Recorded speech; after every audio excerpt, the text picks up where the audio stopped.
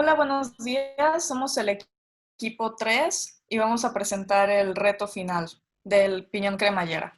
Entonces, se declaran dos tipos de variables, las que dependen del ángulo y las que son constantes.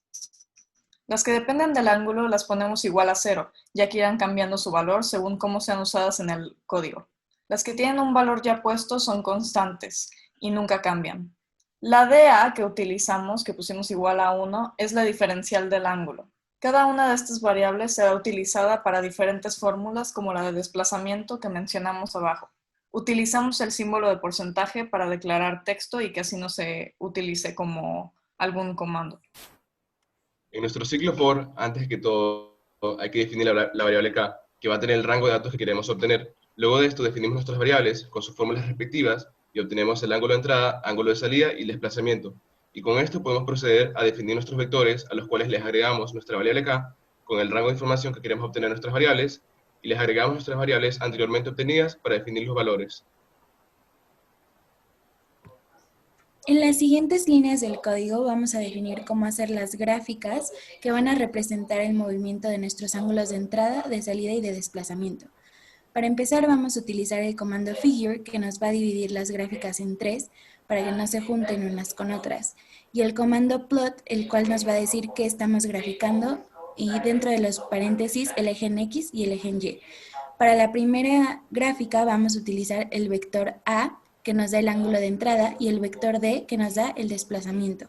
En las siguientes líneas simplemente le daremos formato a esta gráfica con un título, una leyenda en X y una leyenda en Y. Para la segunda gráfica, los vectores a utilizar serán el vector A, que igualmente nos da el ángulo de entrada, contra el ángulo de salida en el eje Y. Y en la tercera gráfica utilizaremos el vector D, que nos habla del desplazamiento, contra el vector BT, que nos habla del ángulo de salida.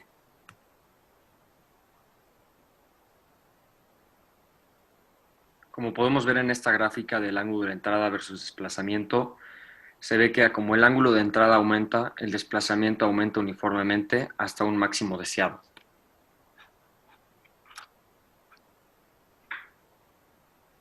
Como bien sabemos, para poder obtener el ángulo de salida tenemos que usar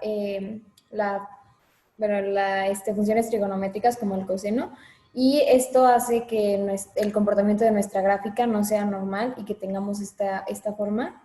Y también, al igual que en la gráfica anterior, sabemos que a medida que aumente el ángulo de entrada, el ángulo de salida tendrá el mismo comportamiento.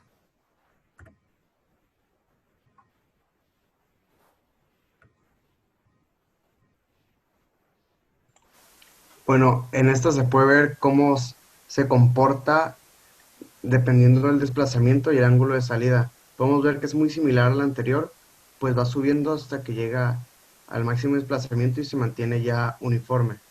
Es igual a las anteriores gráficas y vemos que a como suba el ángulo de salida aumenta el desplazamiento.